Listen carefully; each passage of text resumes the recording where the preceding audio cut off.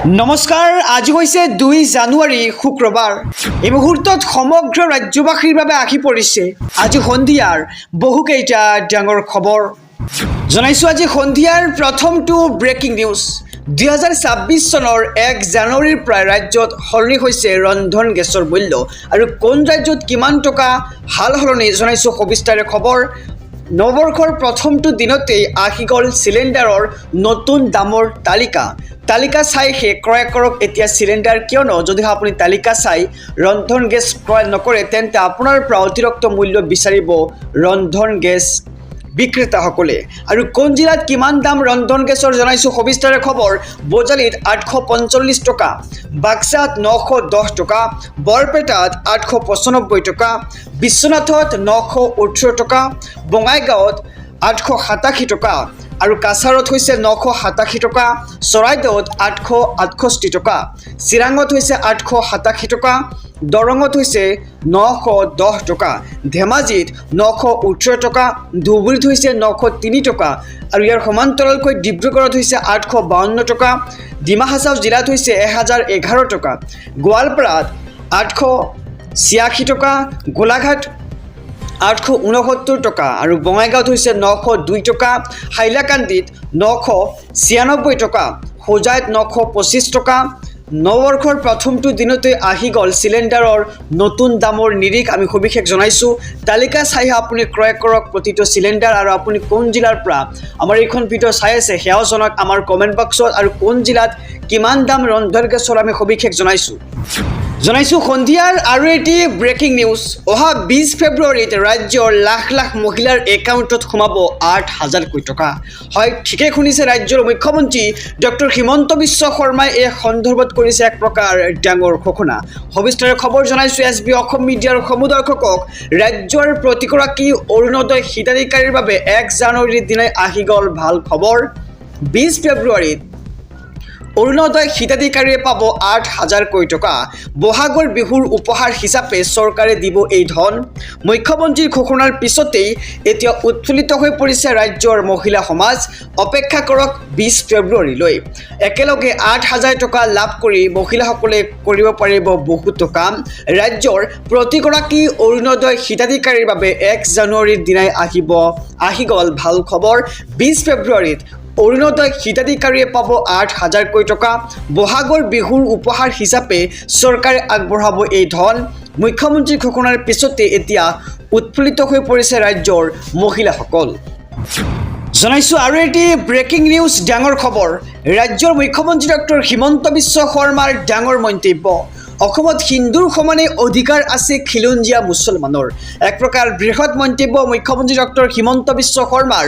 অসমত হিন্দুৰ সমানে অধিকাৰ আছে খিলঞ্জীয়া মুছলমানৰ। খিলঞ্জীয়া হিন্দু আৰু খিলঞ্জীয়া মুছলমানে মিলি ৰক্ষা কৰিব লাগিব অসমক। হিন্দু প্ৰধান অঞ্চলত বন্ধ হ'ব লাগে গো মাংস ভক্ষণ। আৰু খিলঞ্জীয়া হিন্দুৱে ক'ত দুখ পাইছে সেয়াও বুজিব লাগিব খিলঞ্জীয়া মুছলমানসকলে। মিয়া মুছলমানৰ কিছুমান কাৰ্যত প্ৰত্যুত্তৰ দিব লাগিব খিলঞ্জীয়া মুছলমানসকলে। তেতিয়া বৃদ্ধি হ'ব খিলঞ্জীয়া হিন্দুৰ শক্তি। বৰপেটা, ধুবুৰী, গোৱালপাৰাত সংখ্যালঘুত পৰিণত হৈছে এতিয়া হিন্দু। এই সংখ্যালঘু হিন্দুসকলক সাহস আৰু শক্তি লাগে।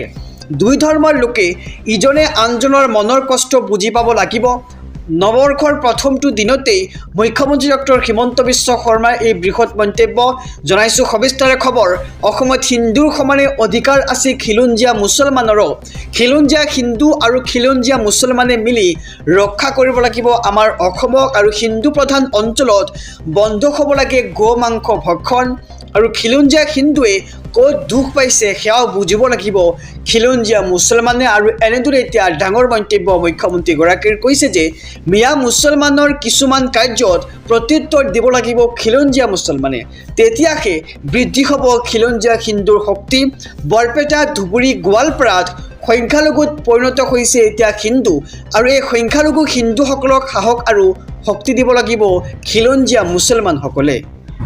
জনাইছোঁ সন্ধিয়াৰ আৰু এটি ব্ৰেকিং নিউজ, ডাঙৰ খবৰ।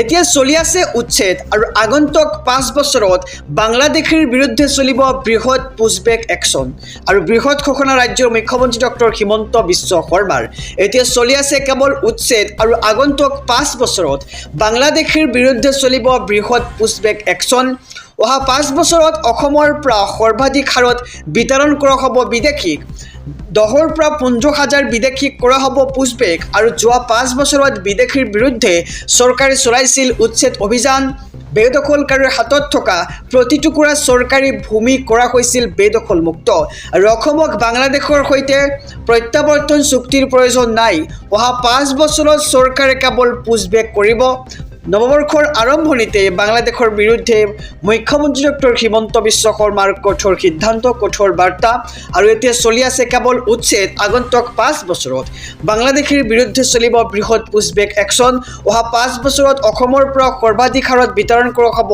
বিদেশীক জনাইছোঁ ৰাজনৈতিক প্ৰেক্ষাপটৰ এটি ডাঙৰ খবৰ 2026 নিৰ্বাচনলৈ সাজু হৈছে অখিল গগৈ ধেমাজিত শ লোকৰ যোগদান কাৰ্যসূচী এক ডাঙৰ খবৰ জনাইছোঁ ধেমাজিৰ শ লোকৰ যোগদান এইবাৰ ৰাইজৰ দলত 26 নিৰ্বাচনলৈ সাজু হৈছে বিধায়ক অখিল গগৈ নেতৃত্বাধীন ৰাইজৰ দলে ধেমাজিত ৰাইজৰ দলৰ বৃহৎ যোগদান কাৰ্যসূচী দেখিবলৈ পোৱা গৈছে ভিন্ন ৰাজনৈতিক দলৰ শতাধিক লোকৰ যোগদান ৰাইজৰ দলত সভাপতি অখিল গগৈৰ উপস্থিতিত এই যোগদান কাৰ্যসূচী যোগদান সভাতেই বিজেপি দল আৰু মুখ্যমন্ত্ৰীক সমালোচনা অখিল গগৈৰ আৰু অমিত শ্বাহৰ অসম ভ্ৰমণ সন্দৰ্ভত মন্তব্য অখিল গগৈৰ হিন্দু মুছলমানৰ ৰাজনীতি কৰিবলৈ অসমলৈ আহিছে গৃহমন্ত্ৰী অমিত শ্বাহ বটদ্ৰৱা প্ৰকল্পৰ নামত হিন্দু মুছলমানৰ ৰাজনীতি কৰাটো অসমৰ ৰাইজে কেতিয়াও গ্ৰহণ নকৰে গৃহমন্ত্ৰী অমিত শ্বাহক সকিয়নি ৰাইজৰ দলৰ সভাপতি অখিল গগৈৰ জনাইছোঁ আৰু এটি ব্ৰেকিং নিউজ ডাঙৰ খবৰ নৱবৰ্ষৰ দ্বিতীয় দিনতেই কোটি কোটি কৃষকৰ বাবে আহি পৰিছে ভাল খবৰ নতুন নিয়মেৰে সাজু হওক PM কিষাণৰ 22 নম্বৰ কিস্তিৰ ধন পাবলৈ এক ডাঙৰ খবৰ জনাইছোঁ কেনেকৈ আপুনি লাভ কৰিব PM কিষাণৰ 22 নম্বৰ কিস্তিৰ ধন সবিস্তাৰে জনাই গৈছোঁ খবৰ নৱবৰ্ষৰ দ্বিতীয় দিনটোতেই কোটি কোটি কৃষকৰ বাবে আহি গ'ল ভাল খবৰ শীঘ্ৰেই প্ৰতিগৰাকী কৃষকৰ একাউণ্টত সোমাব PM কিষাণৰ 22 নম্বৰ কিস্তিৰ ধন প্ৰতিগৰাকী কৃষকৰ একাউণ্টত সোমাব 2,000 কোটি টকা আৰু আপুনিও সাজু হওক PM কিষাণৰ 22 নম্বৰ কিস্তিৰ ধন ল'বলৈ নতুন নিয়মেৰে এইবাৰ দেশৰ কৃষকৰ একাউণ্টত জমা হ'ব ধন আজি কৰি লওক আপোনাৰ KYC আপডেট আৰু KYC আপডেট নকৰিলে লাভ নকৰিব PM কিষাণৰ ধন আৰু জালিয়াতিৰে নাম সন্নিৱিষ্ট কৰা হাজাৰ হাজাৰ ভুৱা কৃষকৰ নাম কটা গৈছে ইতিমধ্যে আৰু PM কিষাণৰ 22 নম্বৰ কিস্তিৰ ধন পাবলৈ সাজু হওক প্ৰকৃত হিতাধিকাৰীসকল আৰু মুকলি কৰা হৈছে এটা বিশেষ হেল্পলাইন নম্বৰটো হৈছে 155261 আৰু অতি শীঘ্ৰেই লাভ কৰিব PM কিষাণৰ 22 নম্বৰ কিস্তিৰ ধন গতিকে শীঘ্ৰেই আপুনি KYC আপডেট কৰি লওক জনাইছোঁ আৰু এটি ব্ৰেকিং নিউজ ডাঙৰ খবৰ বাবু আঁচনিৰ দিন ঘোষণা মুখ্যমন্ত্ৰী ডক্টৰ হিমন্ত বিশ্ব শৰ্মাৰ কোনে কিমান টকা লাভ কৰিব বাবু আঁচনিত এক ডাঙৰ খবৰ জনাইছোঁ বছৰৰ প্ৰথমটো দিনতে বৃহৎ আঁচনি ঘোষণা মুখ্যমন্ত্ৰী ডক্টৰ হিমন্ত বিশ্ব শৰ্মাৰ 1 ফেব্ৰুৱাৰীৰ পৰা আৰম্ভ হ'ব বাবু আঁচনি আৰু পোষ্ট গ্ৰেজুৱেটৰ ছাত্ৰই মাহেকত লাভ কৰিব 2,000 কোটি টকা আৰু গ্ৰেজুৱেট পৰা ছাত্ৰই লাভ কৰিব মাহে 1,000 কোটি টকা আৰু TDC আৰু PGৰ প্ৰথম বৰ্ষৰ ছাত্ৰক সামৰি ল'ব এই আঁচনিত এক ডাঙৰ খবৰ জনাইছোঁ পিতৃ মাতৃৰ উপাৰ্জন 4 লাখ টকালৈকে হোৱাসকলে লাভ কৰিব এই আঁচনি আৰু কোনে কোনে লাভ কৰিব সেয়াও জনাইছোঁ যিসকল ছাত্ৰ ছাত্ৰীৰ পিতৃ মাতৃৰ উপাৰ্জন 4 লাখ টকালৈকে অৰ্থাৎ 4 লাখতকৈ কম সেইসকল ছাত্ৰ ছাত্ৰীয়ে লাভ কৰিব এই বাবু আঁচনিৰ সুবিধা আৰু বছৰৰ প্ৰথমটো দিনতেই বৃহৎ আঁচনি ঘোষণা মুখ্যমন্ত্ৰী ডক্টৰ হিমন্ত বিশ্ব শৰ্মাৰ কেইবাটাও ঘোষণা মুখ্যমন্ত্ৰীৰ আমি সবিশেষ জনাইছোঁ খবৰ 1 ফেব্ৰুৱাৰীৰ পৰা ৰাজ্যত আৰম্ভ হ'ব বাবু আঁচনি পোষ্ট গ্ৰেজুৱেটৰ ছাত্ৰই মাহেকত লাভ কৰিব 2,000 কোটি টকা ইয়াৰ সমান্তৰালকৈ গ্ৰেজুৱেট পৰা ছাত্ৰই লাভ কৰিব মাহেকত 1,000 কোটি টকা TDC আৰু PGৰ প্ৰথম বৰ্ষৰ ছাত্ৰক সামৰি ল'ব এই আঁচনি আৰু পিতৃ মাতৃৰ উপাৰ্জন 4 লাখ টকাতকৈ কম হ'লেহে লাভ কৰিব এই আঁচনিৰ সুবিধা